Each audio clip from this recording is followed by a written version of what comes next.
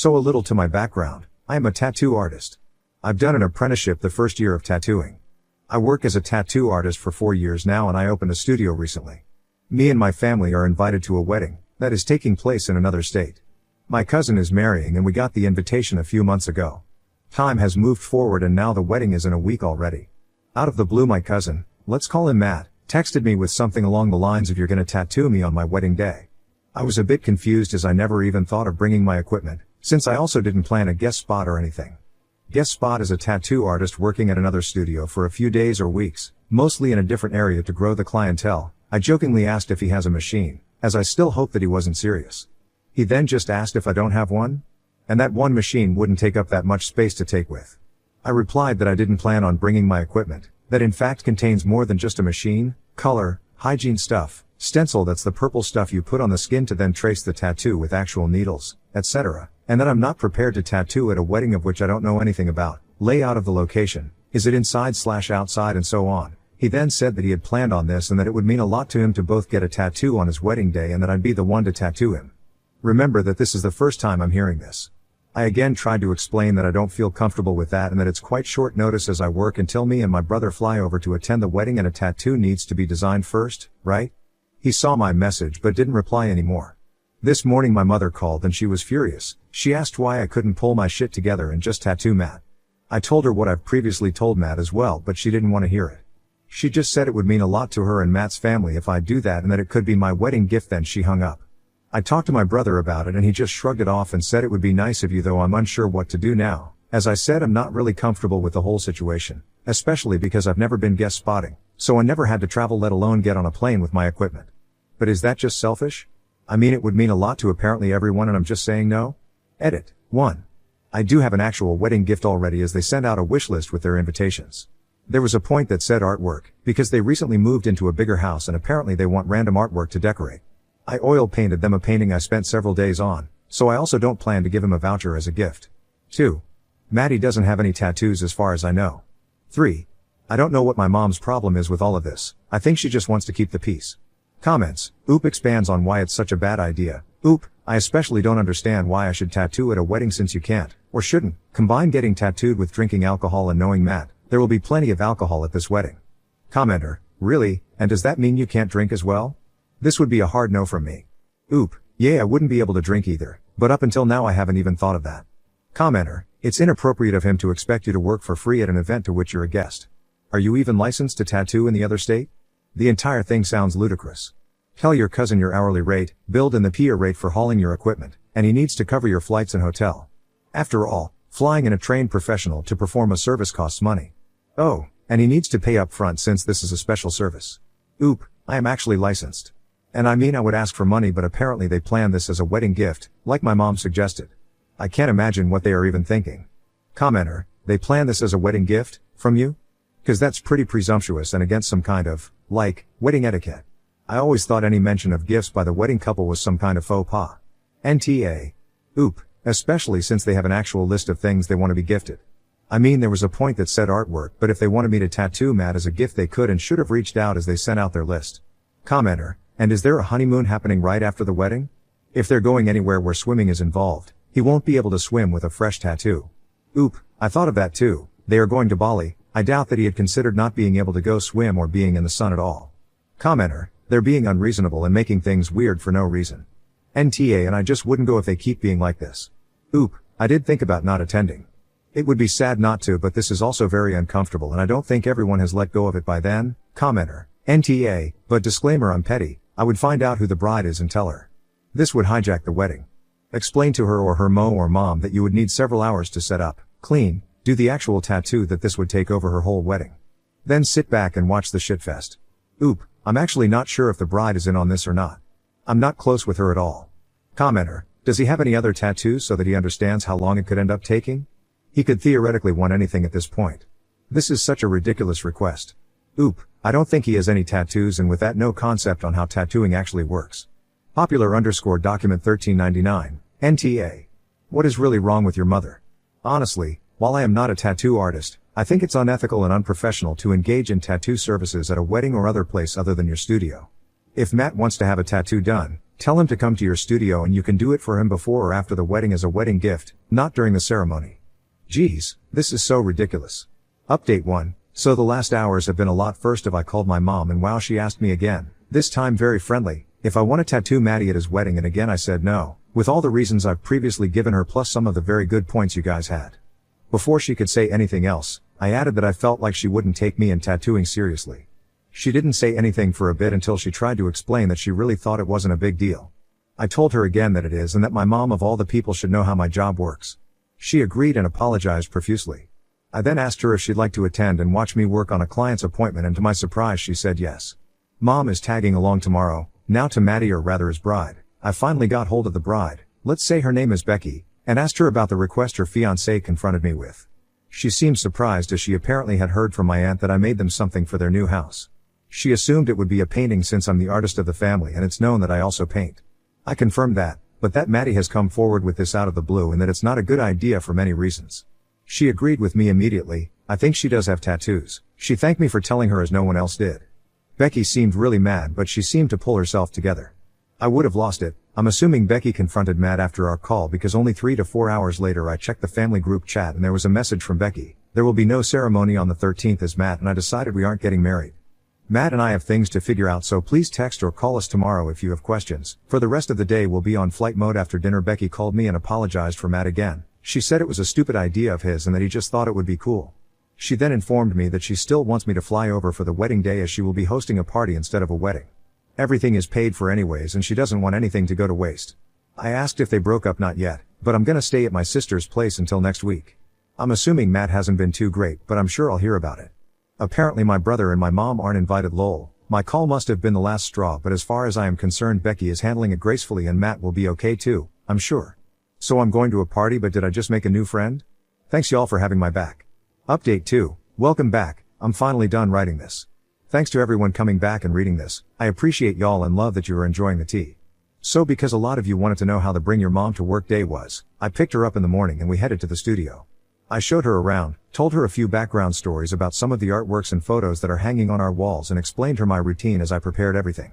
My client arrived and I handled it like I usually would, just with my mom sitting there. Lol.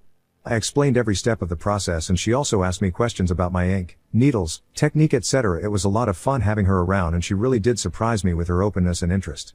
When I was done with tattooing my mother had to leave for work, but thanked and hugged me for bringing her along, as she not only enjoyed spending time with me but also loved seeing me doing my job so professionally and said that she sees my work and efforts now. To the wedding/party, the party started at 1400 hours as the ceremony was cancelled. I arrived and was immediately welcomed by Becky's sister. She hugged me and helped me with my painting. Everyone was outside, drinking and having a small bite already. I went to say hi to Becky and she hugged me warmly. She seemed tired but otherwise fine. Becky was also smiling a lot, which surprised me. I went to mingle as I didn't want to start off with questioning her. Lol. I met a lot of her friends and apparently the most of them weren't too fond of Matt. I heard a few things of how he tried to change Becky to be more like his ex and stuff like that. Not a great look. Maddie, speaking of, not a single friend or relative of Matt was around. Besides me and one other cousin. Later as we sat down to eat, I asked if could join Becky's table. They said yes, so I was sitting with Becky, her sister and 3 of her friends. I introduced myself to one of them, haven't talked to him before, and Becky added that I'm Matt's cousin, the one who was supposed to tattoo. A simultaneous "oh" came from everyone. And with that, the conversation was about Matt from the get-go. I asked what happened. The sister just rolled her eyes and was like, what didn't? Becky and friends told me, a while ago Matt has apparently started to pick on Becky for being herself in various ways. It started small, like asking her to change her sports routine from workouts to only running. Then he criticized her cooking as he prefers to eat more meat and more traditionally. They discussed these topics and it always seemed fine, but he didn't stop. He asked her if she couldn't let her hair grow or get extensions, and speaking of hair, if she couldn't get them bright. Becky has shoulder-long black hair. More and more seemed to pile up until he also started to make comments along the line of can't you be more like my ex? As I understand it, he didn't say it specifically, but it was clear he meant it like that. His ex is from Texas. I was shocked. I asked why she didn't break up because of that, but Becky explained that in the situations it didn't seem as bad as when you list those reasons. She had also made a few changes to make Maddie happy but continued to do what she wanted most of the time. Time went on and the issues resurfaced again and again in different ways. The last big fight was only a few weeks ago, when Maddie called Becky by his ex's name. They somehow settled this, so let's skip forward to when I called Becky about the tattoo idea. After our call she went up to Matt and asked him why he didn't talk to her about it and why he would just decide doing something like that on their wedding day. He explained that he wanted to surprise her and stuff like that. Becky went on telling him this wasn't happening and that she wanted to be able to enjoy the wedding and their honeymoon. Again they seemed to agree in the end and he apologized. But later, this almost threw me, as Becky was starting to cook dinner and Matt was sitting at the counter. They talked about tattoos again, apparently really chill discussion about tattoos in general, and Becky asked him playfully what he intended on getting tattooed. He gestured across his chest and said, "I want my birth date, our wedding date and your birth date, so, insert as BD, June 13, 2024, insert BD." Becky said she went blind for a millisecond. That third date was in fact not her birthday. She asked him again and he repeated the same dates. She then said that this isn't her birth date. He persisted that it was and that she should stop trying to fool him. She said she started to cry and ran to get her purse to show him her driver's license. That's when his face slipped.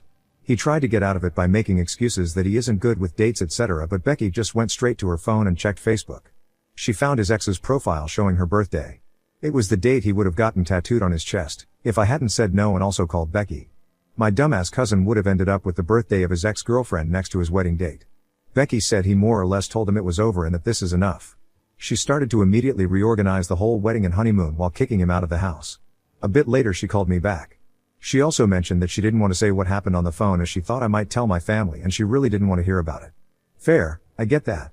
Becky changed the honeymoon booking and is now taking her best friend.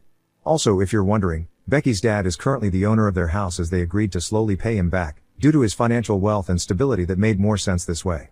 As far as I know Becky is going to stay there. Anyways, that's the tea folks. This was truly a wild ride and I am pretty sure Becky and I are going to be good friends. We really hit it off. I don't have much dignity left for Matt so I'm not sure I'll keep the contact at all. Comments, Ren1101, thanks for the update. What a wild ending. Becky certainly put up with a lot before the tipping point. I was wondering if you know how long Becky and Matt dated before the wedding day? It seems crazy that he would be so sure of the wrong birthday. Like, have they celebrated Becky's birthday before? Has he ever said happy birthday to her on the wrong day? Either way I'm glad it came out and y'all are living your best lives now without Matt's Dutchiness clouding the way. Suspicious Fruit 243 op, they have been together for about 3 years I think. Yosara_Hervey, I've got a feeling that Maddie isn't over his ex yet. I assume she's the one who left, because if he's the one who left her he's very dumb, but from what you told us, I wouldn't put this past him. The end of that relationship is a very good thing for Becky, and in some way for Matt too. Now he's free to pursue his ex again lol. Thank you for the update, glad your relationship with your mom improved, and now you can distance yourself from the toxic people in your family. Maddie, I'm looking at you. Good luck to you friend. Update 3, hi everyone. Not sure if anyone still cares, but I thought I'd give a tiny update on how everything went. First of all, since that question came up a few times, I'm a woman. Well, Becky and her bestie went to Bali as they re-planned. During her vacation we texted quite a bit. Then they came back and we were still texting. First it was all very superficial and polite as she thanked me for telling her about the whole tattoo thing, that I showed up to the party anyways and that I still gifted her my painting etc. We got into other stuff like music, movies and hobbies. We have a lot in common. Turns out she is just as nerdy as me, so we could connect over anime and different games. I never had a female friend to share these interests. She's also coming over for a few days next week. I'm super excited. Anyways, I am super happy how everything went and to see that Becky is doing very good without my cousin lol. I think she's truly relieved and is beautifully blooming.